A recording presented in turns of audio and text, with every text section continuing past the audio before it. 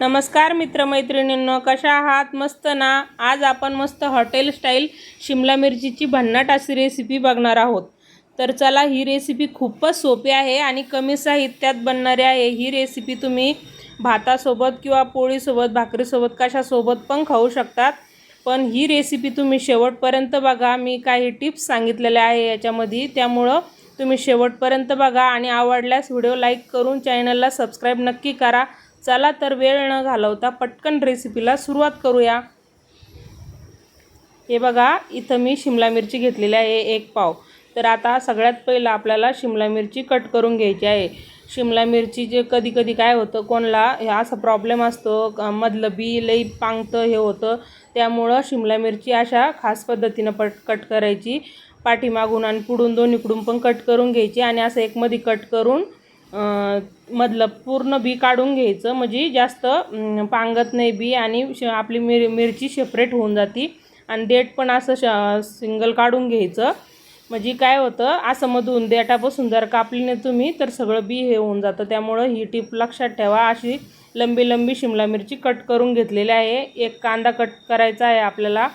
तर कांदा मी इथं मोठ्या साईजचा कांदा घेतलेला आहे। तुम्हाला पाहिजे असेल तर तुम्ही 2 मीडियम साईजचे कांदे घेऊ शकतात। तर कांदे पण जशा रेषा असेल ना तसं कांदा कट करायचा नाही। तसं जर कट केला ना तर जो आपल्याला असा मोकळा कांदा पाहिजे नसतो ना तो होत नाही। त्यामुळं आडवा कांदा असा स्लाइसेसमध्ये कट करायचा आणि तो पटकन मोकळा होतो। असा हातानं थोडं हे केलं की लगेच मोकळा होतो बघा। कधी त्याला लक्षात ठेवा, स्लाइस करायला अशा पद्धतीनं कांदा कट करून घ्यायचा आहे। तर इथं कांदा कट झालेला आहे बघा। तर आता हे कांदा आणि शिमला मिरची एकत्र टाकून घेत आहे। तर ही रेसिपी खूपच सोपी आहे करायला। तर हे सगळं एकदम मिक्स करून घ्यायचं आहे। शिमला मिरची आणि कांदा व्यवस्थित मिक्स झाला का त्यानंतर आपल्याला इथं एक वाटण तयार करायचं आहे, म्हणजे ठेचा म्हणू शकतात तुम्ही त्याला।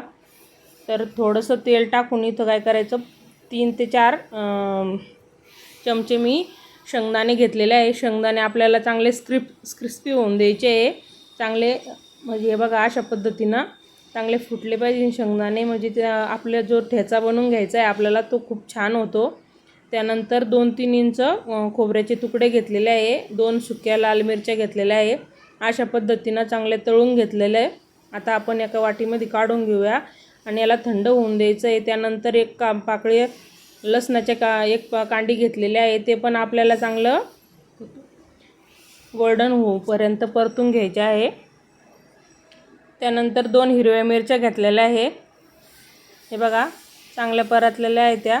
तर ते पण काढून घ्यायचे आणि थंड झाल्याच्या नंतर आपल्याला मिक्सरच्या जारमध्ये टाकून वाटण तयार करायचं आहे। प्लस मोडवर फिरवायचं मिक्सर, हे बघा अशा पद्धतीनं, म्हणजे असं रवेदार टेक्स्चर येतं खूप।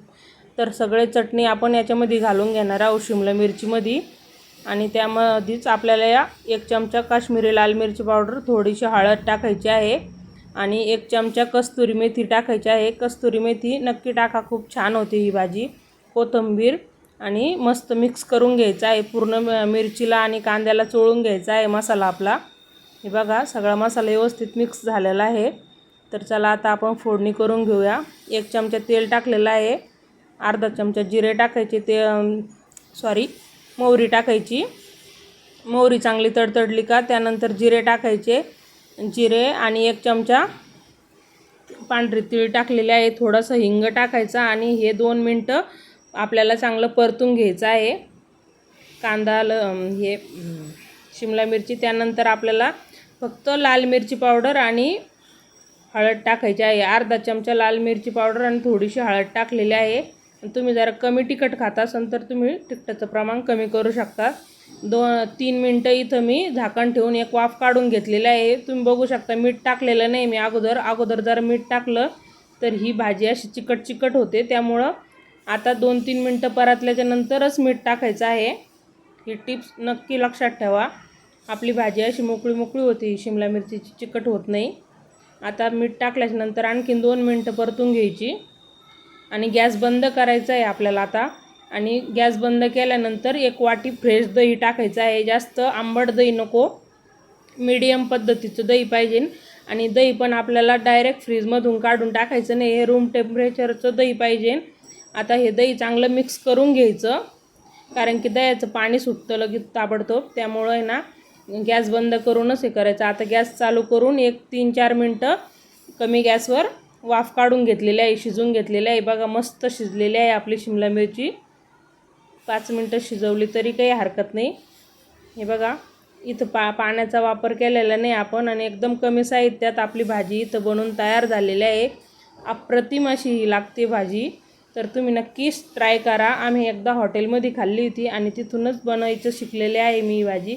तर तुम्हाला ही भाजी आजची कशी वाटली शिमला मिरचीची मला नक्कीच कमेंट करून सांगा. आणि असेच नवनवीन व्हिडिओ बघण्यासाठी शारदास किचनला नक्की सबस्क्राईब करा. भेटूया पुढच्या व्हिडिओमध्ये.